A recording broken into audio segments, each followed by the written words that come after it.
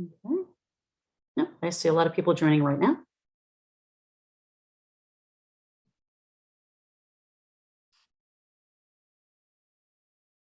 There we go. I see we've got some global participants joining in as well. Excellent. Glad to see the people are actually logging in. And like I said, just a few more moments and then I will kick off our webinar.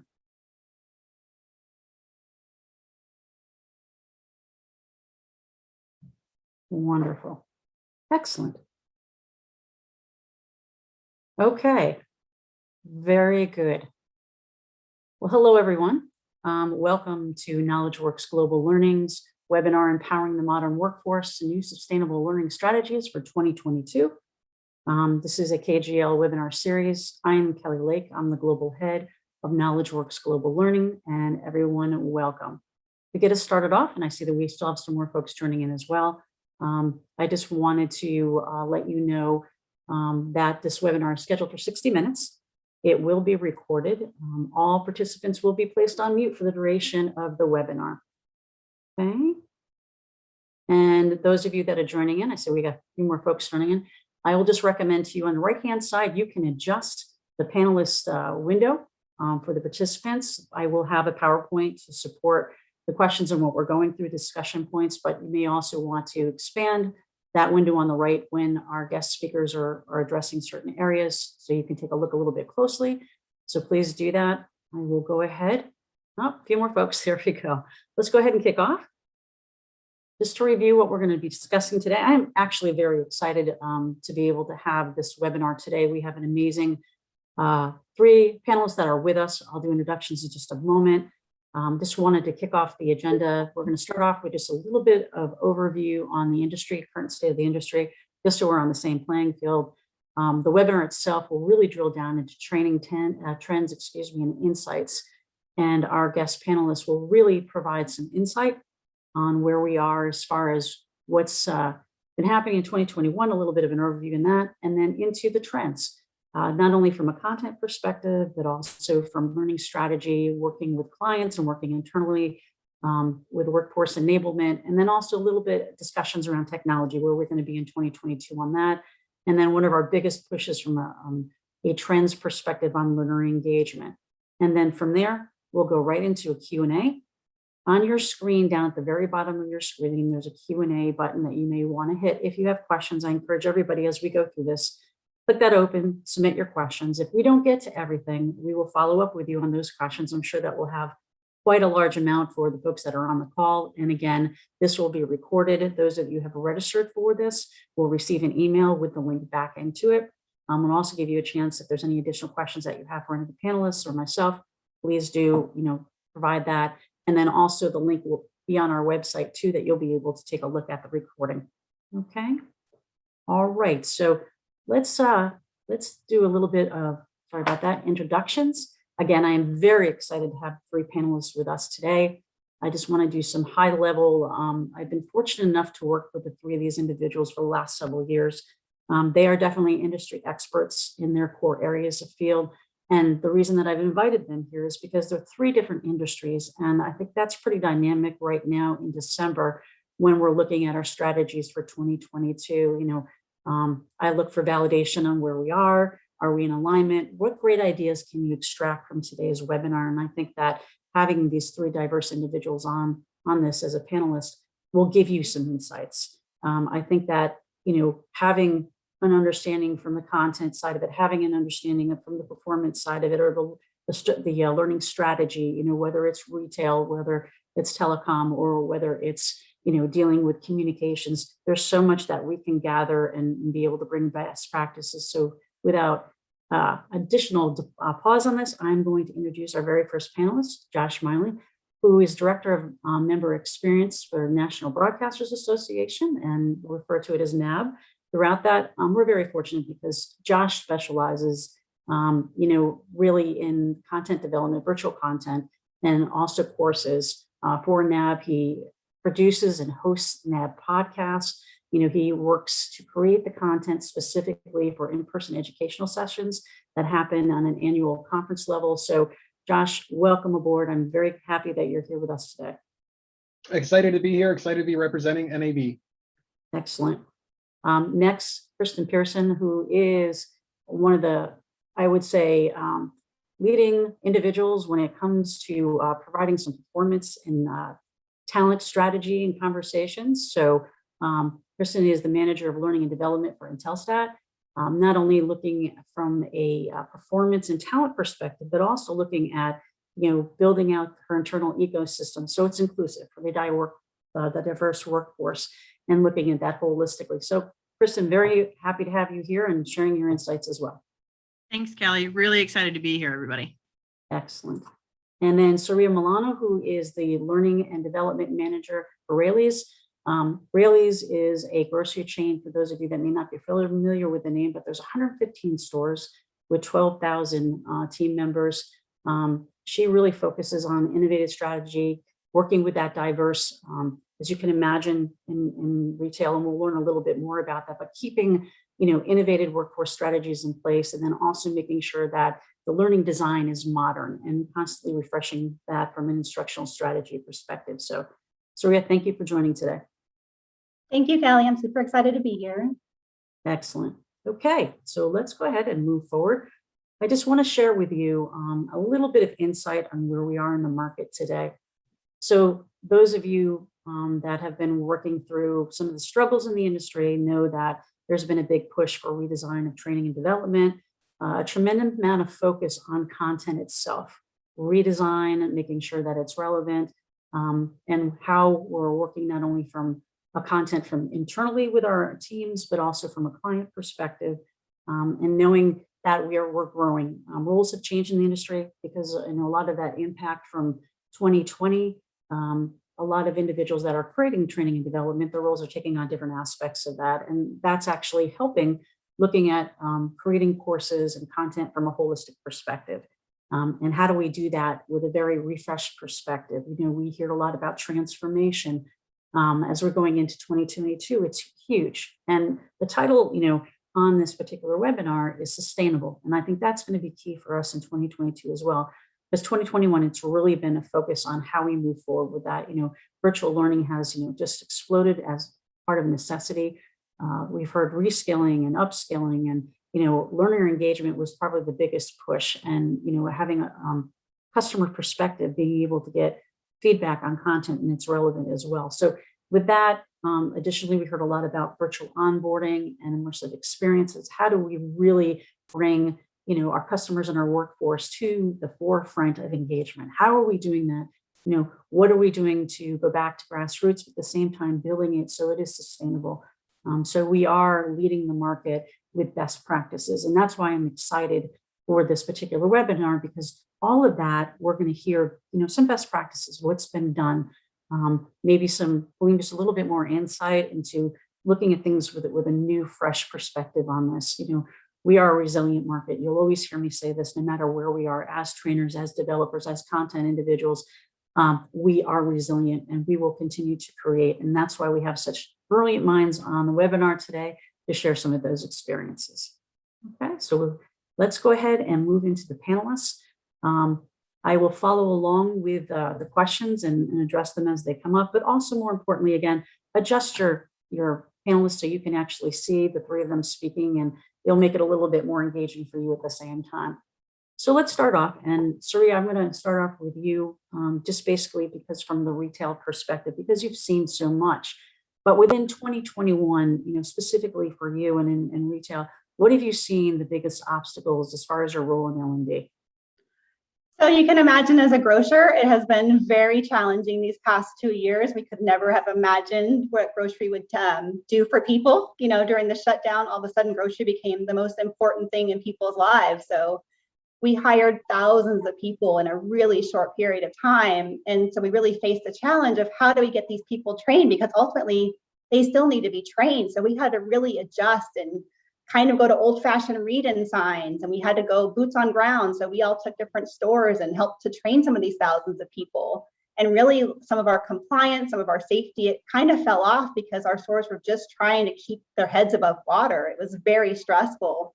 So this year we've really been trying just to come refocus back on we need to get back to a training program. We have a compliance calendar. We have a regular cadence of how we deliver training, and we've had to really adjust back to that for our stores. It's been tremendously difficult because we're not out of it yet. Our stores are still really busy. They're still hiring people constantly, and people are leaving. We've heard about this transient job force. People come in, people come out. And so we're really just trying to refocus on what the training means for our people, and really trying to recenter what it means to be a store leader and what their expectations are for training their people and onboarding their people. So it's been a real challenge. It's involved some training of our leadership to get to that point. Outside of COVID, we have some challenges in that some of our stores have really limited bandwidth. So we want to do some really cool videos or some really cool gamification, and we just can't do it because we go to our stores and we test it, and then we've taken down the entire pharmacy POS system. That's happened. So we can modernize in baby steps, which is great. It's just sometimes we want to do so much more and we really can't. And then we also have a challenge with our users cannot use their own devices. It's a California thing primarily. So it kind of blocks, I have a lot of passion around self-development and self-training, and it really kind of blocks that because we can't ask them to spend their lunch time if they want to doing some self-development. So we're trying to figure out some creative workarounds for that, but definitely it has its challenges. Well, you just brought up a tremendous amount of really good points that I think a lot of people that are on the call today can really,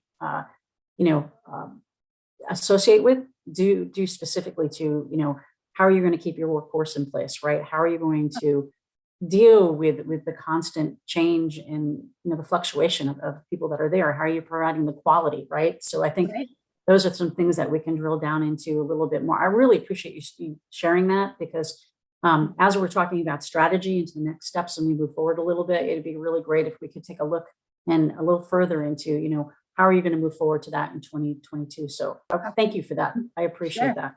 Okay. I think that's a good place to start. So Kristen, let's talk a little bit from your perspective. Okay.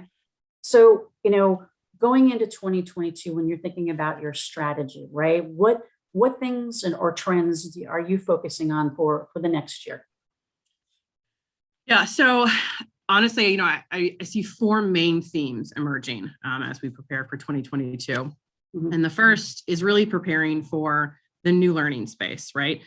We've all seen the shift from in-person to virtual that the pandemic has caused, and that's not going away, right? We will be functioning in a new hybrid environment, not only with our employees, but our external clients as well.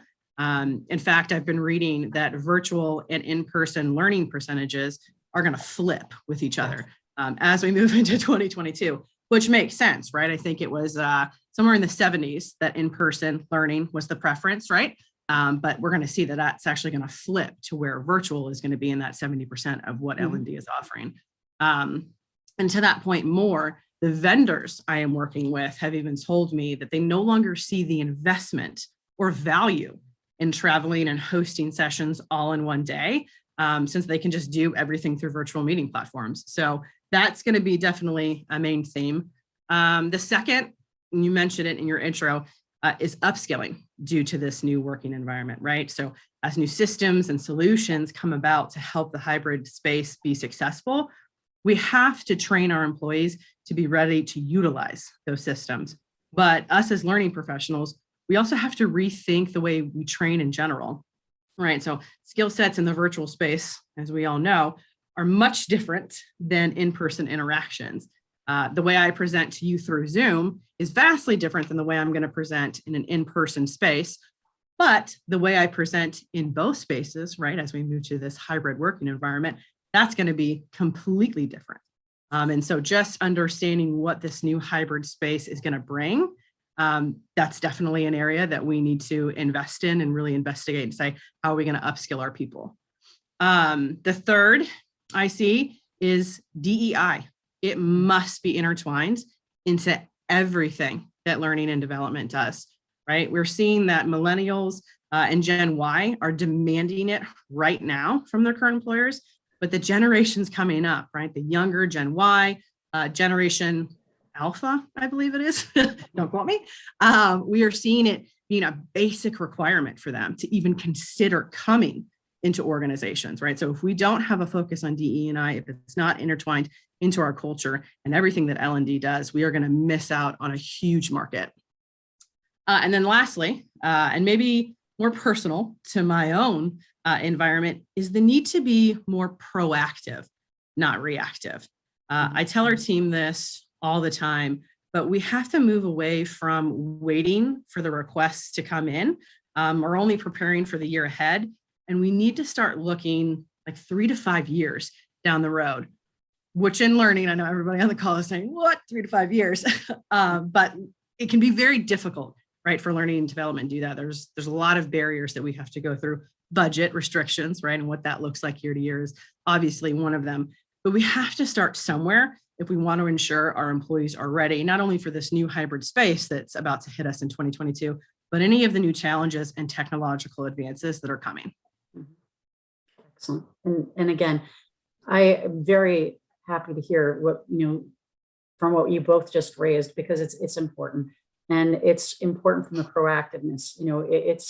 It's different being internal, right? It's different when you're having your requests come to you and trying to manage all your teams, trying to manage everything that's being rolled out at the same time with your customers. How are you going to manage all of that at the same time by, staying ahead, plus taking a look at the technology and all these different things. So I think, as we go through these and providing some best practices, I mean, that's exactly. So, Josh, I'll turn this question over to you specifically in your industry too. What do you see for 2022 coming from for NAB or for, within your organization and your client? Well, so what's interesting is, with NAB, we're a trade association in Washington. So there's only about 140, 150 of us. And where I sit in the organization is I produce educational content for our members, for like outside. Like I don't do the internal business. From an internal business perspective, I can say that with an organization our size, one of the things we've done that we will continue to do that I have found the most profoundly beneficial is we do weekly staff meetings with everybody getting together and across the different departments, highlighting various things that those departments do or issues or things that come up. And it's really, it's kept us together as we've not been in our offices the duration of the pandemic. I think I work full remote, but I think we're now to a point where once a week departments are going in staggered. But also, it just lets you know what's going on in the industry. So that's something, if your organization is small, you may consider as a way to kind of keep everybody level set. In terms of what I do, what I'm seeing is we're transitioning over to a lot of snackable content, a lot of, 3, 4, 5 minutes, 5 even kind of being, lunch and not a snack content that we put out to our membership to kind of draw them into certain things. And I'm, a big thing we do is called leadership labs out of our leadership foundation, where they have, members of their team speak with CEOs of outside industries, some industries that, broadcasters work with, to get relevant information as to where they're thinking or how their leadership process goes. And part of what that does is it brings people in. And then from there, our next big thing that we're looking to do is to extend the conversations that we have. So if there's a specific technology, like some of you may or may not know, there's something on the horizon called next gen TV. It's essentially IP being connected into your broadcast signal. So you're able to, the TV stations are able to pump more information out and have more channels and give you more options. And, some of that snackable, like 4-minute, if you're watching the local news, say, here's how we're doing a recipe, you can click on it and all of a sudden the recipe's listed there and you can have it texted to your phone, stuff like that.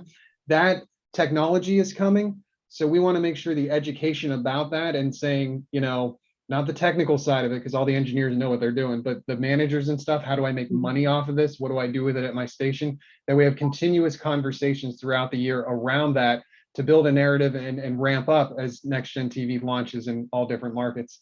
And then finally, the biggest thing too is, a dedication to targeted advertising. When you're looking out at people, when you've got, and I think internally this can work too, what you need to say and what you need to do to educate someone, let's say on the IT side versus someone on the sales side, completely different messages and completely different education in some regards, or it might all be the same. We all might need to know about cybersecurity and, think before you click and all that, but the way that you engage with the different people across your organization or the different members or different clients that you are advertising out to needs to be targeted. So we're going to take a focused approach on that as we move forward in 2022.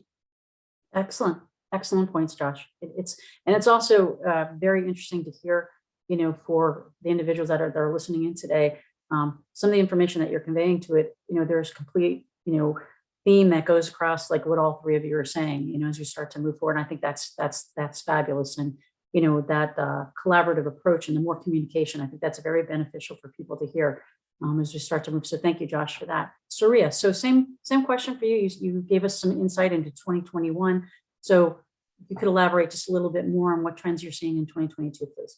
Sure. So Josh kind of gave a preview, but I really think this micro-learning trend is really what the future is going to in L&D. I think, and we are guilty of having these, but I think the, you know, traditional hour-long e-learn or even an 8-hour class, I think those are just, it's not the way people learn anymore. It's not the way the adult learner brain works. I don't think it's the way that the younger generation brain works. I think we really have to get to this place of having these little bite-sized chunks of learning. And I think even it's mixed media. So maybe it's 40 minutes of a training, but it's a couple e-learns, it's a video, it's a TED Talk link, it's all sorts of things combined into one training, just to really diversify what's being offered and just make it more interesting and engaging. So I think that's where the trend has to go. I've done new store openings for my store, and I see people taking our e-learns and they have their cell phone up in front of their tablet while they're training because they're just so bored, right? So I think the training has to get to a place where it's meaningful, it's engaging, and it's really efficient. You know, working in a grocery store, we need people to come in and really just be trained and ready to go. So I think that kind of micro-learning strategy really is a way to get there. A trend I've read about and I'm super excited about is really around AI. So say we have a new cashier that comes in and they take a training and the training recognizes they need more help in this area, and the training just automatically goes to that next area. So they can focus on where they might have a few weaknesses. I think that's amazing, just because then they are really ready to go. I think that could also be a part of upskilling. So if you want to learn more about a certain skill, if you're going through the training, it could automatically advance you to an advanced level of that training. So I think there's some really exciting things out there. It's obviously a lot of work. We're trying to do it in baby steps here, just trying to convert some of our courses into a more blended learning to that approach. But I just really think that people's attention spans and just the way they want to learn is in that micro-learning strategy. Excellent. Thank you for that too. And I think you hit on a really good point from the engagement perspective, and also from the new blended, right? So we've looked at, you know, in the past we've had micro-learning, we've had these different, but it's how it's being redefined, right? How are we defining for 2022, which incorporates the engagement in it. And then also, you know, with the AI component on it and the analytics behind it. So it's smart enough as you're going through, and Sri, you said it perfectly, with you need more information on a specific area or a specific skill, you can, you know, automate that and you know, leverage the time that you have. And, you know, I just think that it's so important that what all three of you are talking about, because it resonates across the board. So I appreciate that very much. Excellent examples, by the way. So let's move to our next question. And I can just, there we go. So as far as we're talking about a little bit more on, you know, we talked about what those particular trends could look like, and also how do you see, you know, the trends maybe that you've just talked about, you know, being addressed, you know, within your organization. And Josh, if you wouldn't mind just maybe expounding just a little bit more on what, you know, what you were talking about, but what are those next steps, you know, to be able to address those trends? Certainly. And I would say, you know, when you distill education down, like, and you're starting to make snackable content, it doesn't have to be rocket science sometimes. Like if it's your cybersecurity education, and yes, you're probably going to have a 10 or 15 minute course, and this is for more, you know, people that work in front of their computers all day. But you can have a campaign where, you know, once a week you're sending out a think before you click email that just says, you know, either says, here's the email, try to tell me where the thing is, or just gives the little note or the little, hey, don't forget, if you see, you know, if you don't know the sender, you shouldn't click because, or don't, you know, just giving those very simple command things so that it just kind of trickles into people's brains. Because, you know, meet us where we are. We're all trained and we're all looking and staring at our email. Yeah, we might only pay attention to it for 20 seconds, but you don't know the 20 seconds that are going to stick for people. The big thing at our organization we're going to be doing is, you know, as a trade association that advocates on Capitol Hill, our main sources of income are our membership fees that come in, but also trade shows. And we have the largest media, entertainment, and technology trade show in America that happens every April outside of there being a pandemic, right? So we haven't been there since 2019. We're back in April of 2022 next year. And with the time off while everything's been virtual, when we've been looking to what are we going to do with our in-person event that happens in April and our subsequent one that happens in New York in October, the big thought has been for our external education, let's make sure we tie everything together. Let's make the celebration touch points and the big kind of gathering moments and the big press-worthy information times that come out, the shows, and then let's fill in those conversations, kind of like I alluded to in the beginning, in between there, so that we kind of apex at each of these events, but have a whole 365-day education approach to the topics and issues that we're discussing. So that's the main trend that we're pushing for outwardly, and then inwardly, the cybersecurity little example I gave, it's what our HR people do pretty consistent with us, is just kind of those little subtle things that drop in consistent to let you know that all of a sudden when you're around a water cooler at a bar and somebody brings something up, you spit it out and you're like, wow, I didn't even know I retained that, but I did. So there you go. There you go. Excellent. Thank you for that. And then, Kristen, I'll ask you the same exact thing as far as, just taking the next step besides the trends, but how are you seeing that rolling out within your organization? Yeah, so I think the easy answer, right, to all of that is relationship building, right? Some of it internally, right, to understand our employees' needs for current state, but also that future planning component, right, the 3 to 5 years. But what we've specifically done within the space is strategically align our L&D specialists to specific parts of the business. And that's just support and foster those relationships and hopefully give our internal clients a bit of a more personalized experience, right? We're seeing a big trend that we want microlearning, but we want microlearning that's super specific to me, that I can sit in and it's absolutely relevant to what I do. So trying to, again, get more of that personalized experience for our clients. Another area that we're really focusing on is the external relationship building. And that's going to be key for us in 2022 because we're going to have to bring on a lot of new vendors to help navigate the hybrid space and the technological advances and systems that are coming in the telecoms area, right? There's a lot of automation, even more in this hybrid working environment that's coming. But we also want to make sure that our vendors are inclusive and diverse. Sometimes people might not like this, but sometimes the bigger name isn't always better or as representative, right? And so not only do you get a more personalized experience most times with smaller firms, at least that's what our team is finding, but chances are you're getting more diversity with a strategic expertise in a smaller firm. But the area that we're like really set on is the need for a larger focus on deep data analytics. Another statement that people might not like is that L&D has a really bad habit of only looking at surface level metrics. And to be honest, I've never thought that the metrics that we typically report out on tell the story or full view of what we do as learning professionals, but also what our learners need, right? So how many modules have been completed? What was the top viewed course? When did learners abort or drop out of a course? How was the facilitator? That's all very important, right? When we need those numbers, we need that data. But what I'm talking about is who specifically dropped off, right? Who specifically is that course being viewed by? What course was the most impactful for certain ethnicities and genders, right? Where are we missing the mark with certain groups so that we have an inclusive and holistic view into our learners and what they actually need to be successful and grow? Because we all know there is no one fit all approach, right? And so everybody has their own background, their own unique experiences. And as L&D professionals, we need to start looking into that data to figure out how we can affect more people. Exactly. And I think that's important because that's all performance improvement, right? And that all goes back to how an organization is performing. And from an analytic perspective, we've gone from flat analytics to, what you're talking about, basic completions, whatever that might look like, to having more of even all the way to the AI side, Suri, when you were talking about that, what is that impact? Where is it impacting? How is it impacting? And the when is very important.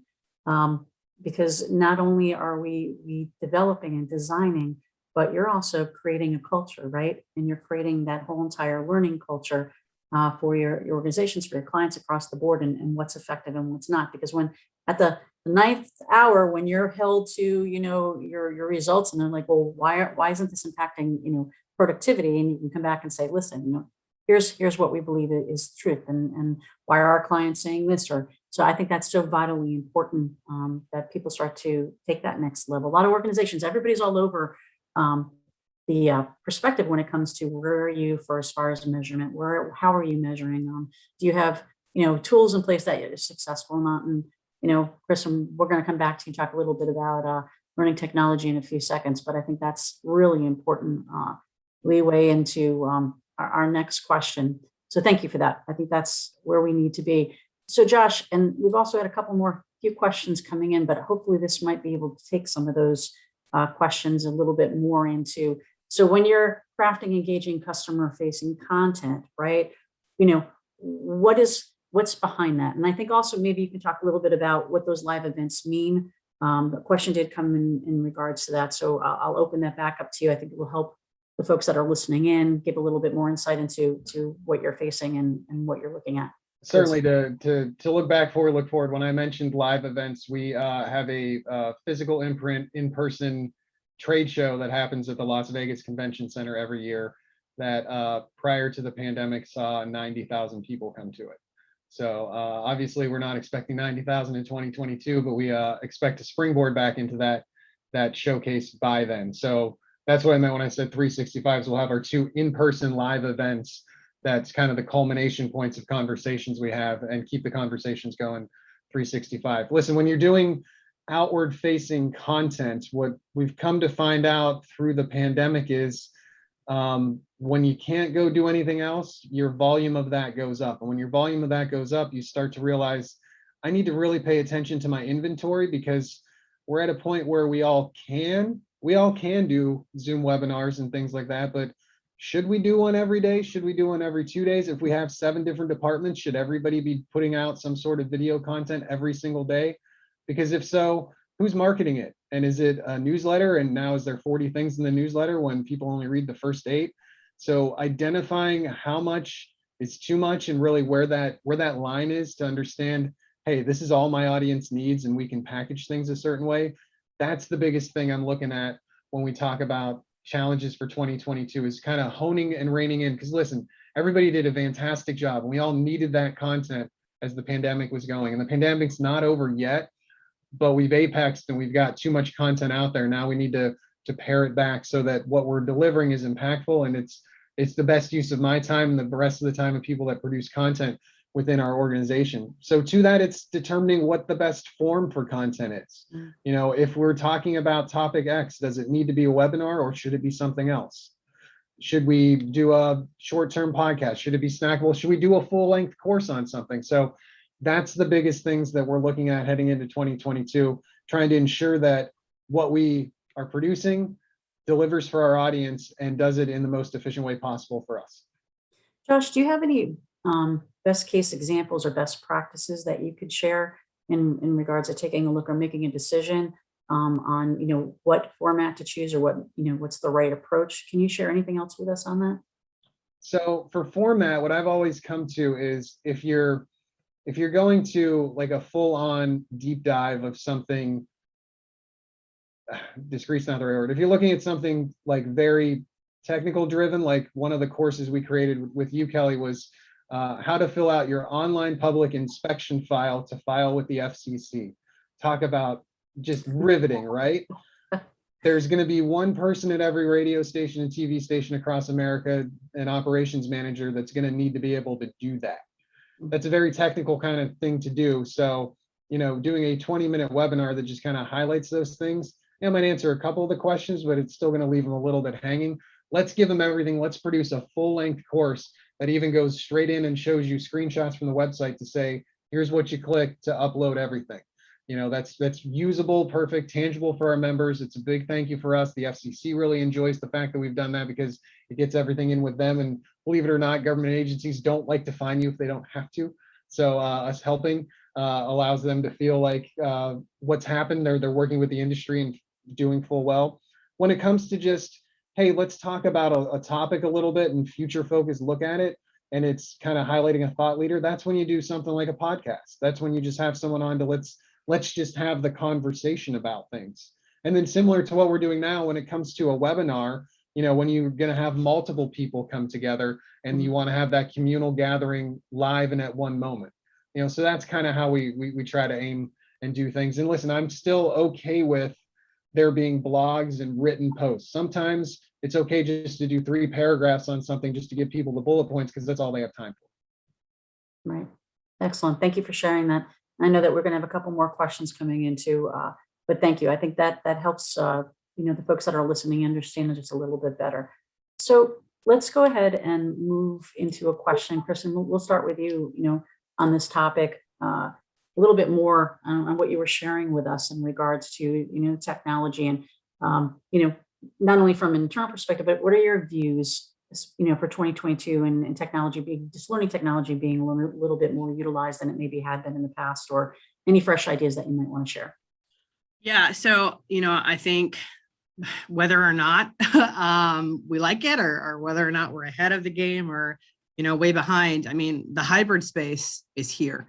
And we have to adapt. And this means, new technology and advances are going to be more prevalent than ever before, regardless of what industry you're in. It's super encouraging to hear Soraya talk about, AI, right, in a grocery store chain. That's crazy. Who thought that, in today's day and age, we would have that capability? Similar, in the telecom space, we are looking at automating a lot, right? Moving what we do manual day to day to more system driven. And so there's a lot more technology that we're bringing on. So utilizing it more effectively is, it's now a basic requirement, right, for L&D teams to engage individuals where they are. One area that we're really focusing on is that L&D technology and what we offer specifically needs to support and really be intertwined with all areas of talent management. So from hire to retire, that means recruiting, onboarding, performance management, development planning, succession planning, talent review, right, and so on.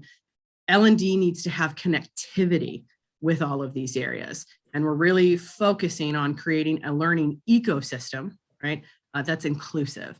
And the way that we're doing that is through a digital transformation initiative we have been going through over the past year and a half, and we will still be working through throughout 2022, is bringing on a human capital management system. And so all of what HR does functions in one system and it connects. Okay. So our LMS will be embedded with each area of talent management where we can assign and link through performance management, courses through performance management to help with skill building.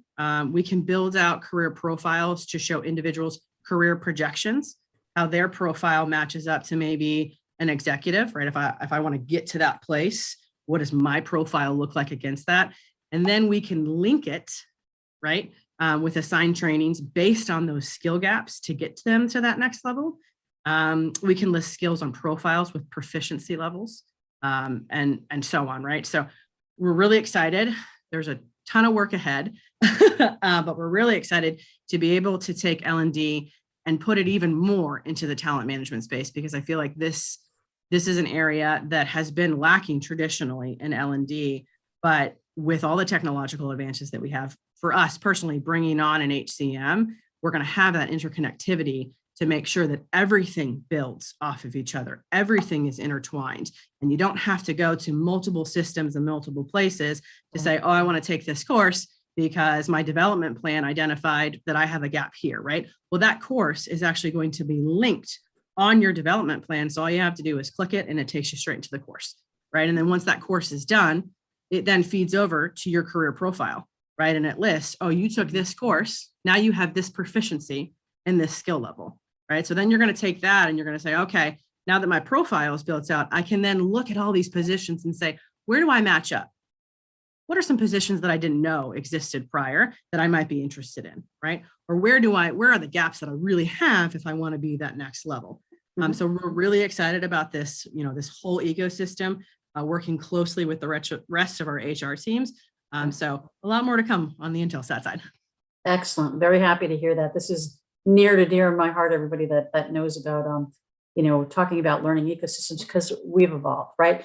We can take a step back and look at a learning ecosystem several years ago where the technology, we've either built it on technology that's in bits and pieces, right? Or nothing that's holistic, or we're not being able to connect. And when I work with organizations, and you take the top off the organization and look at it, where's the connectivity?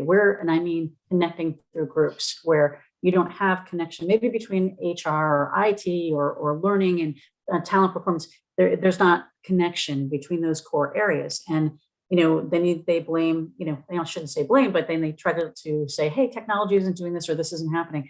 But to look at things holistically, that's the next step of the progression when it comes to performance management and learning development. I'm so happy to hear that because, when we look at short term and we look at long term, we look at what does that look like for growth? The largest component for us as leaders tends to be, how are we developing individuals? And are we giving them the right path or the correct path or even a path to move to the next level, right? So even, when we're looking at generational learning and then what happens to the knowledge transfer when we have people leaving, right? What happens if we've invested several months of training and knowledge transfer into these individuals and they're gone again? Or what happens when we have, what I call booming out, our boomers that have been with a company for so long and that information's gone? How are you capturing that? How are you conveying that back into a resource, into an organization where you can leverage that and you can build a foundational base on knowledge?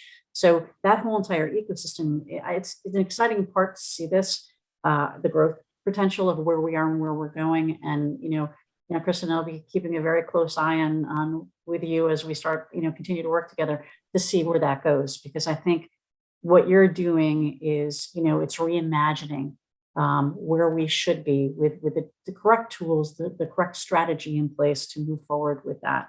So very excited, and I'm sure that we'll have questions for you as we start to go through that, but excellent points. Thank you very much for sharing that. Absolutely. Very good. So let's take this, for you, we started off the panelist discussions talking about 2021 and some of the obstacles and, and pretty much everybody knows that engagement has been such a key factor, right? And then understanding from your perspective, living and breathing this through COVID, living and breathing it through your stores and, retention and issues that, you've overcome or are continuing to overcome. How do you really deal with that need for the increase in engagement for learners? How do you look towards that and then hopefully provide a strategy against it? And what are your thoughts on that, please? Sure. As you were just talking about people aging or retiring out, we have people in our stores who started when they were 14, 15 as courtesy clerks, and they're now retiring at 60. And that just doesn't really happen anymore. We're not getting people who are starting on day one saying, I'm going to make a career out of this. And that's really unfortunate because there are a lot of opportunities, but we also spend so much money to onboard people, right? So we really tried to go back to basics and start from day one with a really solid onboarding plan. This is really, I think, what's going to it's engaging our learners in a different way. So on day one, they come in, they have a culture orientation with our store leaders. They do a store tour. There's somebody who does like a fun thing with them. We give them swag bags. It's all back to basics. It's not technology. It's just really connecting them from day one and really encouraging our store leaders to get to know their people. So it's not, they start on day one, they put them in a back room with a Surface Pro and they do e-learns for 2 days. We're trying to really break them out of that because they're not engaged in that way. They're not ready to do their jobs. They don't feel like they're a part of the team. They don't feel like they're like, oh, hey, this is my forever place. So we really tried to make their onboarding really feel special, really feel engaged, really feel like it's a process. So we have technology we're trying to now use where they have a actual 15, 30, 45 day check-in. It's not a performance review, it's more of a check-in, and it's calendared for our leaders so that they remember to do it. Our store leaders have so much going on. It's a lot to ask of them. So we're trying to really just make it really programmed for them. And then we've also started really parsing out their e-learns. So it used to be you got all of your e-learns on day one. Well, you don't get benefits on day one. So they now get the benefits course on day 60 when they actually get their benefits. So we're trying to make their e-learning paths more in line with what they're actually doing in their jobs and in their role. So it makes sense at the time of like, oh, okay, I just learned this. Now I'm taking taking my e-learn that corresponds with this. So just trying to keep them constantly engaged, especially through those first 90 days, which is where we lose people. People, would sometimes start on day 1 and leave on day 3 because they just felt like, I don't belong here. No one's talking to me. It's been really hard. So it's definitely been some leadership. Like I said, it's been a lot of leadership development, training around what it means to have a learning culture. So really just engaging with people. If they take an e-learn saying like, hey, when I took that e-learn, I remember I was really confused about this.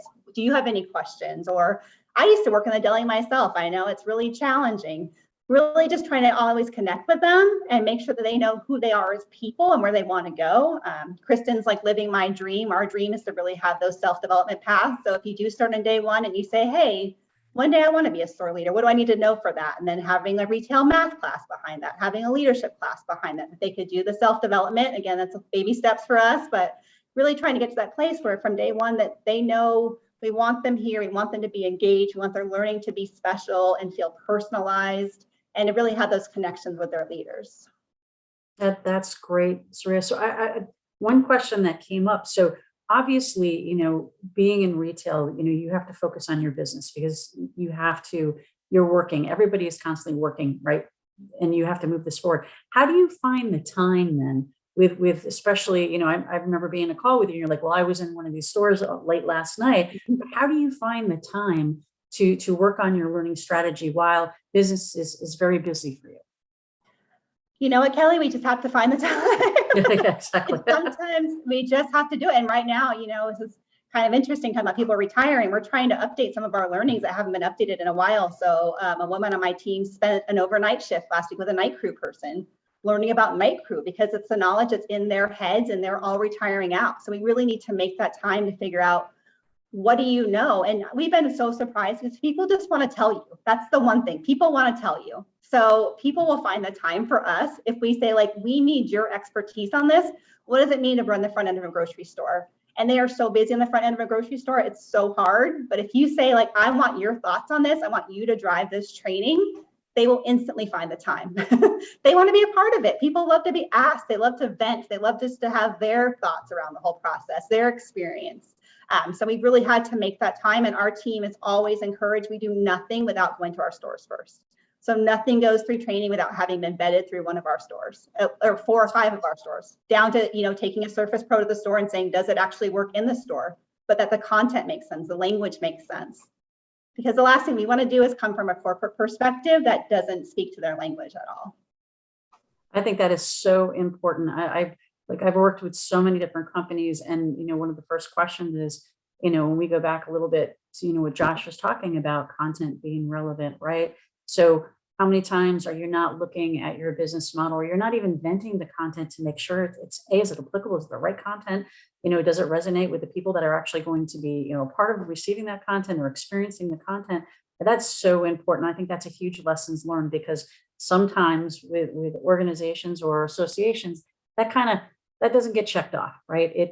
They go back to say, well, have you looked at what's being created? Are you getting feedback, more specifically on what you're presenting, and is it the right source? So I think that's so important, and I think that's something that people should be listening to have a part of their process as well. And I think that's important. So I know we've already kind of started the Q&A process, but I just want to keep that going because there are some questions that have coming through. So Josh, real quick, to go back to what we were talking about. So when there's a question here in regards to your podcast, right? And the content and what's the right, method that you're talking about for delivering different types of content. So do you reuse content in different formats? Or are you creating it for different audiences, or what's your perspective about reusing content, specifically for your clients? And do you receive feedback from your clients directly on the content? Give us a little bit more insight on that, please. Yeah, I think repurposed content is key and integral right now, because as much as we're trying to pare back as much as we do, we still have to have a consistent drumbeat on stuff. And when you look at certain, topics or messages you want to get out to an audience, your audience doesn't all listen to podcasts or watch a webinar or read every single email you send out. So the more that you can repackage those messages, the better. And that doesn't mean it's the same everywhere. That's the big delineator that people have to understand, is that you need to tailor whatever the message is, needs to be tailored for the distribution method. right? So like if we're talking about that course that I brought up earlier, that online public inspection file one, we got the course for the meat of it, but we can do an email campaign which gives you a couple of the simple tips that at least gives people the start that hopefully then brings them in. On the podcast, I can mention it at the top or the bottom to say, hey, this is here. Tell the right people at your station if they're not the ones that they need to go and find that. And when we come to topics, that are, let's say, within the Beltway, when something happens on Capitol Hill, the FCC that our members need to know about, can we have one of our executives do a 10-minute little kind of video that explains everything? But then based off that, should we have it as a dedicated email that goes out to membership that says, hey, in case you missed that, here are the bullet points that you need to know? It's just bouncing around and making sure that you hit people multiple ways if the message is absolutely necessary and needed. Because the one thing you'll find, especially on, I would say, an association work, when you've got a board of directors and stuff that you're beholden to, sometimes in Washington, you just have to do something so you can tell people you did something. Like 5 people might watch it, but we had to do it just to say, hey, we've got this. So if somebody ever asks, do you have this? Yeah, we have it. It's in the cupboard. We had to make it. But you just have to understand why you're doing what you're doing. Excellent. Appreciate the answer to that question. Kristen, for you, here's a quick question, but there's several different ways that I know you being a certified coach, coaching has been so important from a trend perspective. How are you handling coaching? And what is the importance for coaching for you within Telesat? And then can you also just talk just a few minutes about what you're doing for leadership training? Yeah, absolutely. So this is funny because I actually just did a training session this morning for our frontline manager cohort on coaching for performance. And so we talked through just the fact that you don't actually have to be a certified coach to coach people. As long as you have those fundamentals. And one of the models by John Whitmore that I love is the GROW model, right? And it's specifically built for individuals who are not experts and who are not certified in the field to coach. And so I think for me personally, from the individuals that I have been personally coaching or my team has been personally coaching, it's just, the past 2 years, it's heavy. It's heavy. And I think what's nice is that everybody's kind of in the same boat, right? We're not all alone.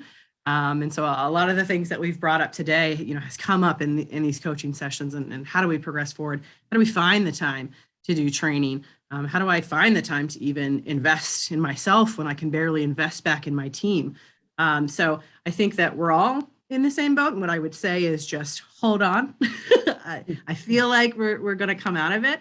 But, coaching in general is so important. And what the second part, Kelly, I'm sorry, repeat that. Was leadership training. So the folks that, are doing training and that are doing some of the coaching, what are you doing for leaders, and are leaders being a part of the coaching, what you're doing? Yeah, absolutely. So we run a few cohorts at my current at Intelsat, and we run one strategically for kind of like our senior level leaders, so directors, and then that's like a 6-month cohort where they come in and a lot of asynchronous learning, right? So we have a ton of different offerings within that plan. So there's classroom learning where we bring everybody together in a virtual setting, unfortunately, because the first time we launched this was the first year of the pandemic. So we've only run it through Zoom, and we've wanted to do it in person.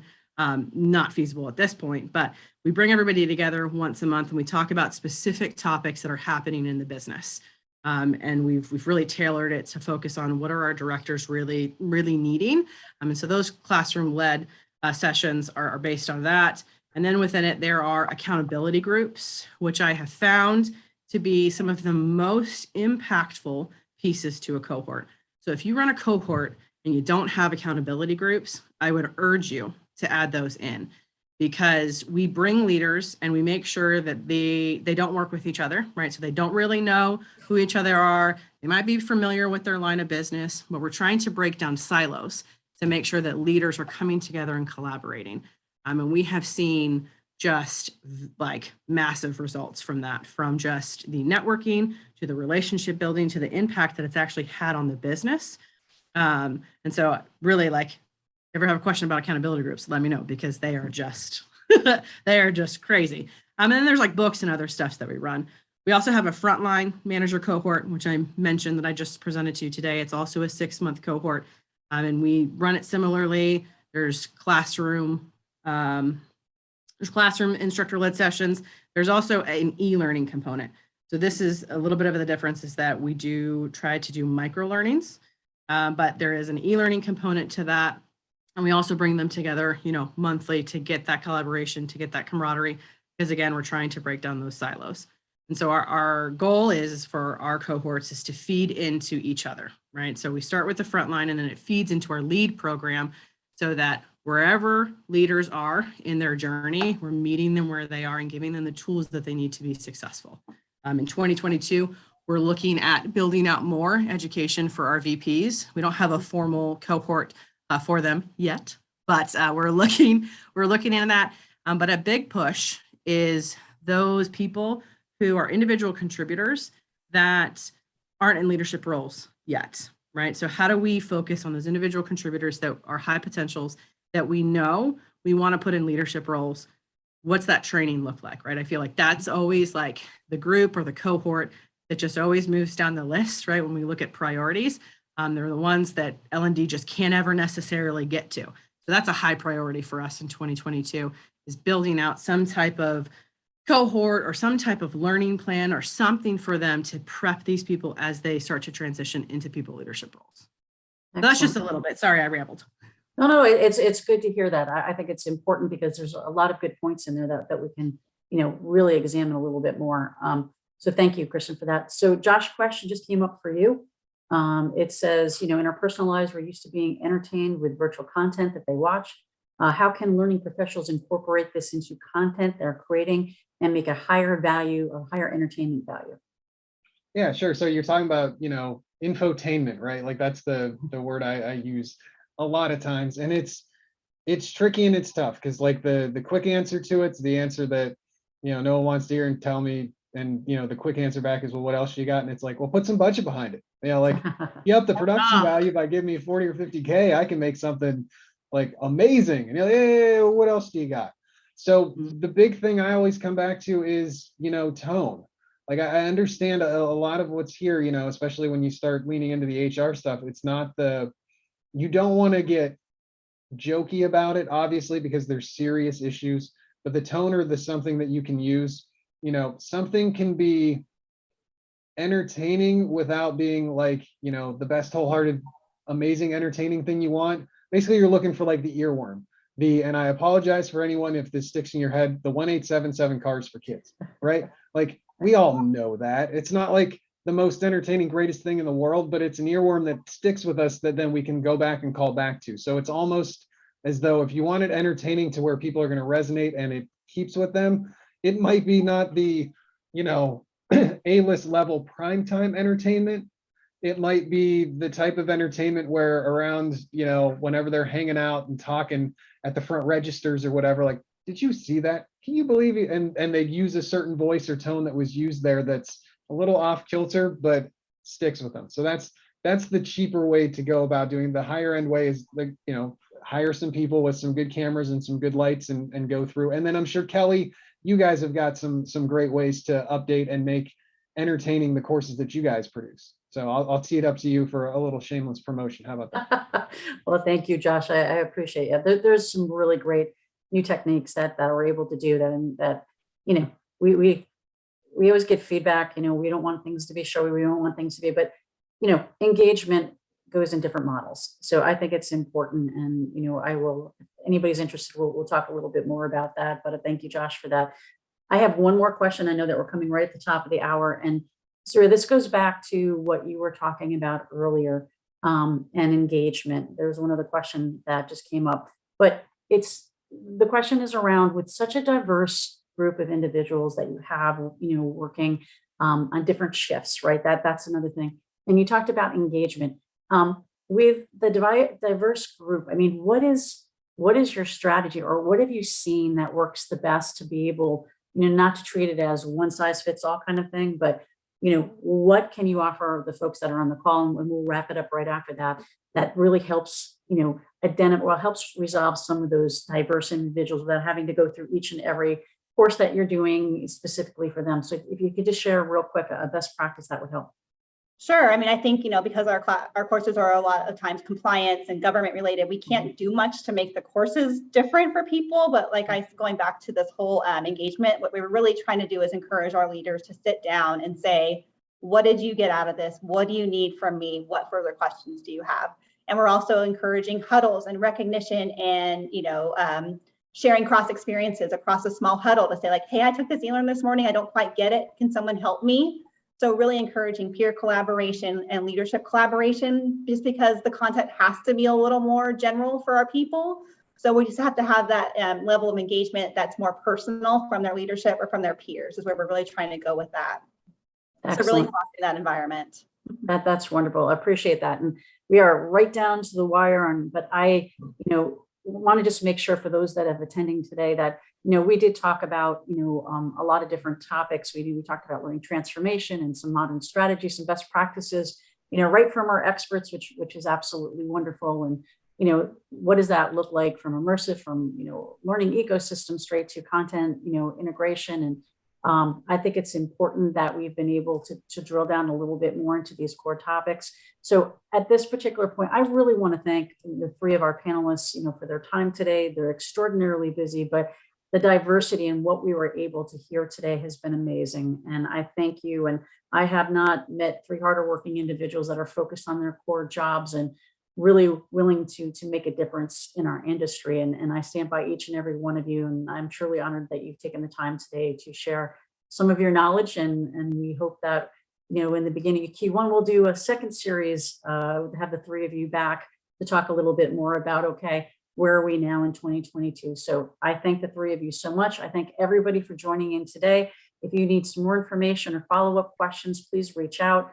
My email is listed on here as well. You can go out to KGL, our website, and be able to take a look at what's going on there. But please do reach out. Any other questions that are coming through, we'll get back to you. And again, the link will be sent back to you. So thank you all very much. I appreciate you taking the time to be here today. Thank you. Thank you, Kelly. Thanks, Kelly. Thank you. Take care, everybody. Watch your local TV and listen to your local radio. There you go. Go Excellent. Falcons. Bye, everybody. Thank you.